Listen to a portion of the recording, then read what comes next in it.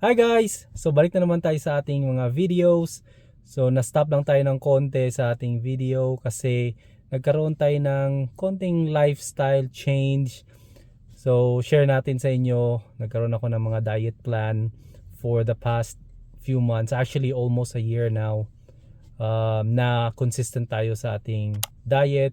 Kasi napansin ko, mahilig tayo sa mga healthy food kaya nagtatanim tayo ng mga gulay, fruits sa ating backyard. So naisip ko, why not mag-workout na rin ako para maging full health tayo. So ang target natin is longevity para humaba yung ating buhay.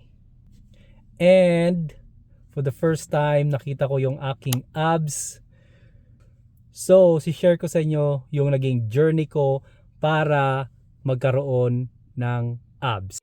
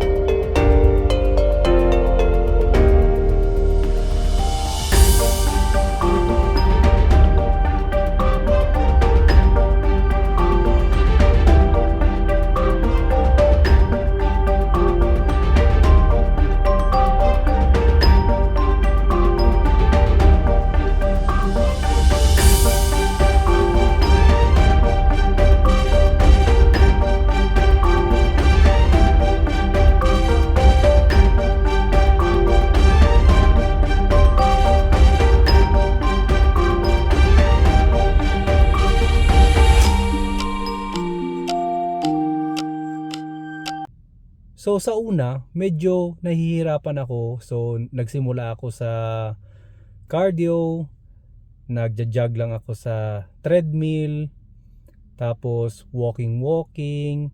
Hindi pa ako nag-heavy lifting. Pero kalaunan, nagsimula na akong mag-lift ng mga weights. Kasi ang pag-lift ng weights, yun yung mas mabilis na paraan para mag-burn ng fat. Usually sa workout session ko, sa isang araw, nagka-cardio ako for half an hour at tapos 1 hour na lifting. Depende sa target.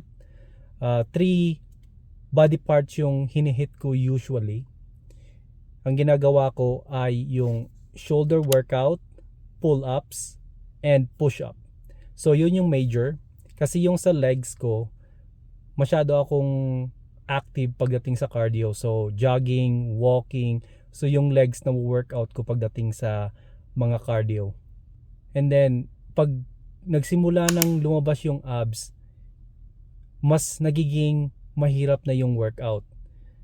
Pero nagiging more discipline ka rin kasi nga na a-adjust mo na at saka na-adapt mo na yung mga araw-araw mong ginagawa, katulad ng pagkain ng healthy food, paggising sa umaga para mag-workout. Hindi mo na iniisip yun, parang routine na yung katawan mo.